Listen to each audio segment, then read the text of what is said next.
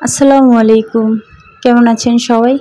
আশা করছি খুব বেশি ভালো আছেন। আমরাও ভালো আছি আলহামদুলিল্লাহ। আজকে আপনাদের সাথে আমার একটি ছোট ব্লগ শেয়ার করব। জানি না আমার ব্লগগুলো আপনাদের কাছে কেমন লাগে, তবে আপনারা তো আমার পরিবারের মতো, তাই আপনাদের সাথে শেয়ার করে আমার অনেক ভালো লাগে, তাই জন্যই শেয়ার করি। আর ভালো লাগলে অবশ্যই আমার পাশে থাকবেন,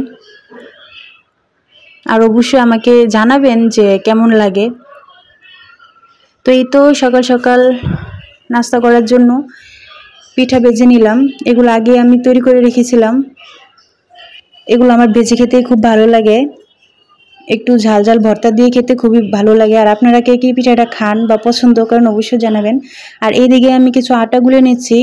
আমি আগে গরম পানি করে রেখেছিলাম, তো গরম পানি দিয়ে একটু একটু দিয়ে হাত দিয়ে ভালো করে ডলে একটা ডো তৈরি করে নেব। তারপর আমি রুটি তৈরি করে নেব। আর আমার রুটি তেমন একটা ভালো হয় না, তবুও চেষ্টা করি, কারণ রুটিটা আমার খুবই ভালো লাগে খেতে।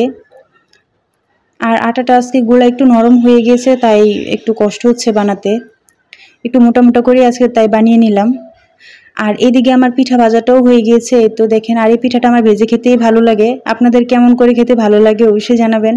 অনেকে আবার দেখা যায় সিদ্ধ করেও খায়। আমি সিদ্ধ করেছি আগে, কিন্তু সিদ্ধ থেকে আবার এটা পরের দিন ভেজে খেলে খুব ভালো লাগে। আর এদিকে একটা ডিম ভেজে নিলাম। আজকে সকালে এগুলো দিয়ে আমি নাস্তা করব, তারপর আবার রান্না বসাবো। তো এই তো ডিমটা আমার প্রায় ভাজা হয়ে গেছে, এখন আমি রুটিগুলো ভেজে নেব। আর এখন কি হচ্ছে, কি একটা সমস্যা যে গ্যাসের সিলিন্ডার তেমন সাপ্লাই হয় না, পাওয়া যায় না দোকানে।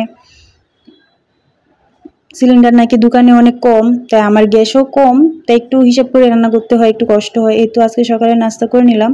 আর এদিকে আমি কড়াইতে কিছু মাছ লবণ হলুদ দিয়ে মেখে ভেজে নিচ্ছি। আর ওইদিকে আমি ডিম বোনা করবো, তার জন্য আমি ডিম বোনাটা ওইদিকে বসাই দিলাম। আর এদিকে পেঁয়াজ তেলে কষিয়ে তারপর হলুদ মরিচ ধনিয়া গুঁড়ো এগুলো দিয়ে একটু ভালো করে পানি দিয়ে কষিয়ে আমি মাছটা রান্না করবো। আর মাছটা আজকে আমি আলু পটল দিয়ে রান্না করব। তো এতে একটু লবণ দিয়ে ভালো করে পানি দিয়ে মশলাটা কষিয়ে নিচ্ছি। আর ওইদিকে আমার ডিমটাও প্রায় হয়ে গেছে। এখন এই তো আলু পটল আগে থেকে কেটে আমি ধুয়ে রেখেছিলাম, এগুলো দিয়ে দিলাম। এগুলো একটু ভালো করে পানি দিয়ে কষিয়ে তারপর আমি মাছগুলো দিয়ে একদম পরিমাণ মতো ঝোল দিয়ে ভালো করে রান্না করব। এই তো আমার কষানো প্রায় হয়ে গেছে। এখন আমি এই অবস্থায় মাছগুলো দিয়ে তারপর একবার পানি দিয়ে এটা জাল করে নেব সিদ্ধ হওয়া আগ পর্যন্ত। অনেকভাবে রান্না করে, আমি এভাবেই করি, ভালো লাগে। আর এদিকে আমি একটু ভাজি বসিয়ে দিলাম, কাঁচামরিচ পেঁয়াজ রসুন দিয়ে একটু করলা ভাজি করে নেব। করলাগুলো আগে কেটে ধুয়ে রেখেছিলাম। এগুলো মনে হয় উস্তে, কারণ এগুলো একটু তিতা লাগে। আর একটু বড় টাইপের যেগুলো হয় ওইগুলো একটু খেতে ভালো লাগে।